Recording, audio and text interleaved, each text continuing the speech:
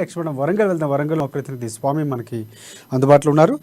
మాదిగలు అంటే ప్రాణం, వారి మీటింగ్కు వెళ్తే తప్పేంటన్నటువంటి ఎమ్మెల్యే టి రాజయ్య వ్యాఖ్యలు అక్కడ ప్రధానంగా కనిపిస్తున్నాయి. అధిష్టానం తనకు పదవి కేటాయిస్తున్నటువంటి ఎమ్మెల్యే టి రాజయ్య మందకృష్ణ మాదిగ పెట్టినటువంటి ఎంఆర్పిఎస్లో చురుగ్గా పాల్గొన్నటువంటి పరిస్థితి.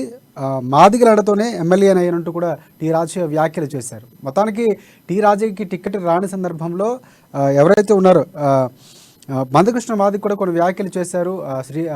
ఎవరికైతే ఎమ్మెల్సీ ఇచ్చినటువంటి నేపథ్యంలో ఆయన టికెట్ కేటాయించారో శ్రీహరికి ఇచ్చినటువంటి నేపథ్యం అక్కడ ఆయన కొన్ని వ్యాఖ్యలు కూడా చేసినటువంటి పరిస్థితి కనిపిస్తుంది. ఎందుకు ఈయనకి ఇవ్వలేదు అని బీఆర్ఎస్ని ప్రశ్నించినటువంటి పరిస్థితి కూడా కనిపిస్తుంది. ఈ నేపథ్యంలోనే పార్టీ మాడను కేసీఆర్ చెప్పినటువంటి మాటలే ఫాలో అవుతాను, విధేయుడిగా ఉంటానని చెప్పిన నేపథ్యంలో ఇప్పుడు పార్టీ మార్పు దిశగా ఆయన ప్రయత్నాలు చేస్తున్నట్టు కూడా తెలుస్తుంది. దీనిపై అప్డేట్స్ ఏంటి చెప్పండి స్వామి.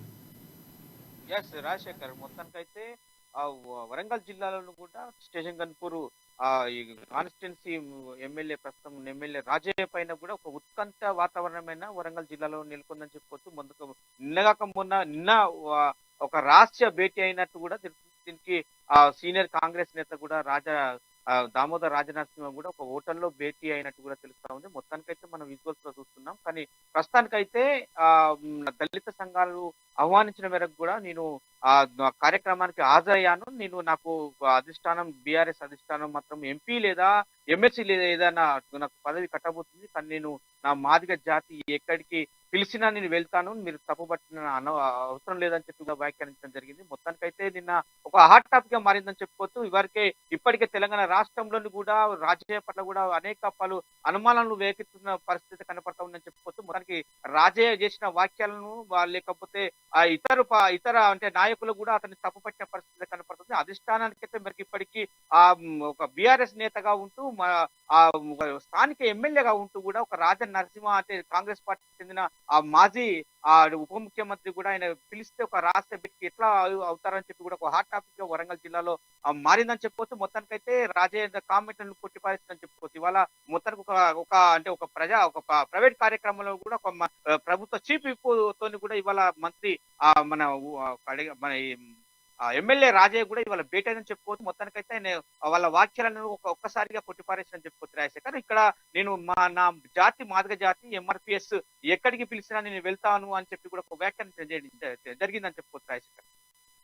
అంటే ఇక్కడ ప్రధానంగా ఆయన ఓట్లతోనే గెలిచాను, అంటే మాదిగలు అంటే నా ప్రాణం, వారి ఓట్లతోనే గెలిచాను, వెళ్తే తప్పేంటని ప్రశ్నించినటువంటి పరిస్థితి కూడా కనిపిస్తుంది. ఇక్కడ ప్రధానంగా చూసుకుంటే అంటే గతంలో ఉన్నటువంటి పరిస్థితులు, తర్వాత సర్పంచ్ నవ్య విషయంలోనే ఆయనకి టికెట్ రాలేదనేటువంటి వ్యాఖ్యలు కూడా వినిపించాయి. కానీ మొత్తానికి ఆయన పార్టీ నాకు నమ్మకం ఉంది, కేసీఆర్ పై నమ్మకం ఉంది, ఒక మంచి పదవి ఇస్తారని చెప్పినట్టు కూడా ఆయన గతంలో ఏడుస్తూనే అంటే బోర్న మీడియా ముందు ఏడుస్తూనే కూడా ఒక చెప్పినటువంటి పరిస్థితి కనిపిస్తుంది. నేను పార్టీ నిర్ణయాన్ని కట్టుబడి ఉంటానని చెప్పినటువంటి పరిస్థితి కనిపిస్తుంది. ఈ మధ్య వస్తున్నటువంటి రూమర్స్ నేపథ్యంలో పార్టీ మారే ఆ యోచన ఎంతవరకు ఉందనుకోవచ్చు మనం. అంటే ఇప్పుడు జరుగుతున్నటువంటి చర్యలు చూసుకొని నిజంగా తను బయటకి పార్టీకి విధేయుడిగా ఉంటానని చెప్తూనే తను చేయవలసిన కార్యకలాపాలు చేస్తున్నటువంటి వార్తలు కనిపిస్తున్నాయి. అవి ఎంతవరకు నిజం అనుకోవచ్చు మనం.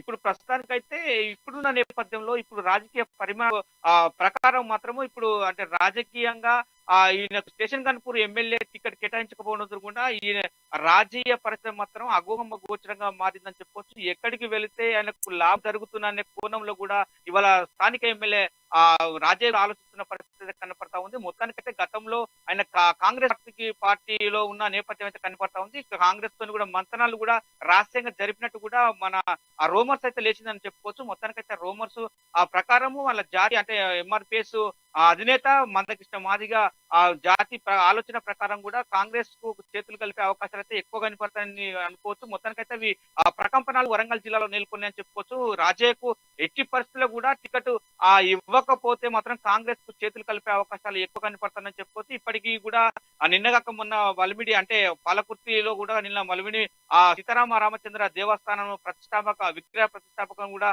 కడియం శ్రీహరి ప్లస్ రాజయ్య కూడా అక్కడికి హాజరైన నేపథ్యం కనపడతా ఉంది. కడియం శ్రీహరి ప్లస్ రాజయ్య కూడా షేక్ హ్యాండ్ ఇచ్చుకొని కూడా 2 నిమిషాల పాటు అక్కడ కూర్చుంటుంటే అక్కడ నుంచి ఎవరికి చెప్పకుండా కూడా డైరెక్ట్ గా వచ్చి కూడా ఒక వరంగల్లోని ఒక హన్మకొండలోని ఒక రహస్య భేటీ అయినట్టు కూడా తెలుస్తా ఉంది. మొత్తానికైతే ఇవన్నీ కూడా ఒక మంత్రాలు అంటే రాజయ్యకు ఎమ్మెల్సీ కానీ ఆ ఎంపీ టికెట్ గనక ఇవ్వకపోతే అధిష్టానం గుర్తించకపోతే కూడా కాంగ్రెస్ తో చేతులు కలిపి అనే కూడా మంత్రాలు కూడా రాష్ట్రంగా జరుగుతున్నాయని అనుకోవచ్చు. ఎందుకంటే అంటే నేపథ్యం ఇవరకు అది చేసిన నేపథ్యం కూడా కనపడతా ఉంది. మొత్తానికైతే రాజయ్య పరిస్థితి మాత్రం ఎటు వెళ్తే ఏం లాభం జరుగుతుందనే ఆలోచనలే మాత్రము తాటికొండ రాజయ్య ఉన్నట్టు కూడా తెలుస్తుంది. వరకే నవ్య కూడా ఆ ఎమ్మెల్సీ కడియం శ్రీహరి ఇప్పుడు ఉన్న పరిస్థితికి ఆయనకైతే స్టేషన్ కనుపూర్ ఎమ్మెల్యే టికెట్ కేటాయించిన నేపథ్యం అయితే కనపడతా ఉంది. అందులో భాగంగా కూడా ఆ నవ్య కూడా జానకిపురం సర్పంచ్ నవ్య కూడా టికెట్ నాకు కావాలి, నేను కేటీఆర్ అన్నాను, నాకు నాకు కూడా ఆ టికెట్ కేటాయిస్తారని చెప్పి కూడా ఆయన నన్ను కూడా ఒకసారి మహిళగా ఆలోచించాలి, అంబేద్కర్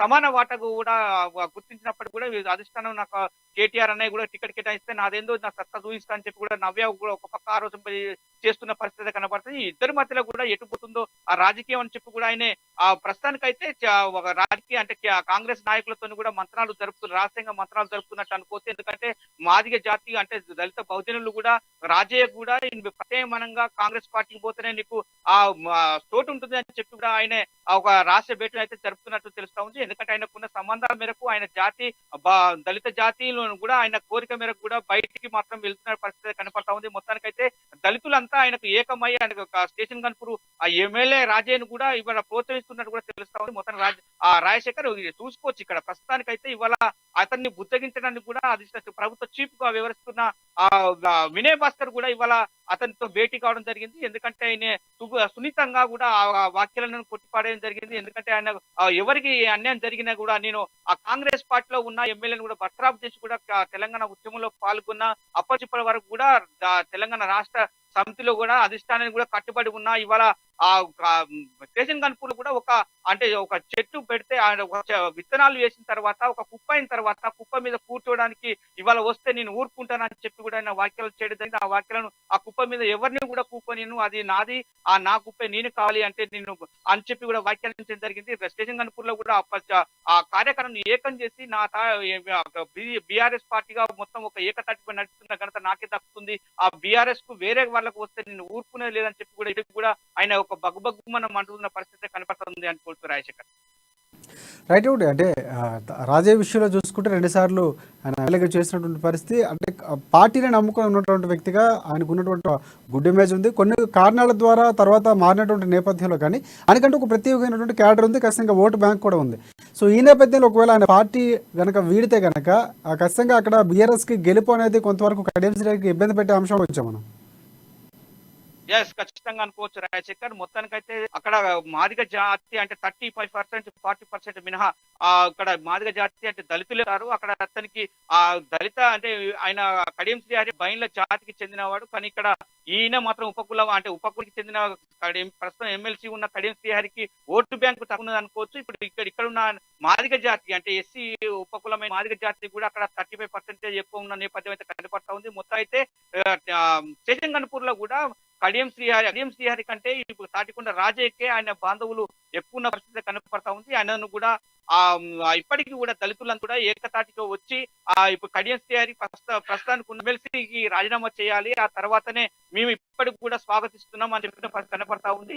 ఆ తర్వాతనే ఎమ్మెల్యే టికెట్ అడగాలి. కానీ ఇప్పుడు ఆ రాజయ్య ప్రస్తుతం ఎమ్మెల్యే కొనసాగుతున్న టికెట్ ను ఆయనను ఒక అహంకారంతో కూడా ఒక దళిత దొరలేక ఆయన బిహేవ్ చేస్తున్నారు. కానీ అతనికి మాత్రం టికెట్ ఇస్తే మేము ఓట్లు వేయమన్న నేపథ్యంలో కనపడతా ఉంది. రాజయ్య కూడా మేము వెంటనే రాజయ్యకి ఇస్తే మేము బీఆర్ఎస్ పార్టీకి ఓటేస్తాం, గెలిపించుకుంటాం అనే ధోరణిలో కూడా స్టేషన్ కనుపూర్ ప్రజలైతే ఉన్నారని చెప్పుకోవచ్చు రాజశేఖర్. మొత్తానికైతే రాజయ్యకు గంక స్టేషన్ కనుపూర్ లో టికెట్ రాకపోతే మాత్రం అదొక గోమోచరంగా పాల్పడుతుందని చెప్పుకోవచ్చు. మరి అక్కడికైతే స్టేషన్ కనుపూర్ లో మాత్రం ప్రస్తుతానికి రాజయ్య గంక టికెట్ రాకపోతే అతనికి కాంగ్రెస్ పార్టీతో చేతులు కలిపి కూడా కాంగ్రెస్ ఇప్పటికే మంత్రాలు జరుపుతున్నట్టు కూడా సమాచారం అవుతుంది. మొత్తానికైతే ఊహాగానాల ప్రకారం అయితే కాంగ్రెస్ తో చేతులు కలిపి కాంగ్రెస్ టికెట్ కేటాయించుకొని కాంగ్రెస్ తరపు నుంచి ఆ ఎమ్మెల్సీగా కొనసాగుతున్న ప్రస్తుతం కడియం శ్రీహరి పైన కూడా విజయం సాధించే అవకాశాలు అయితే ఎక్కువ కనపడుతున్నాయి అనుకోవచ్చు రాజశేఖర్.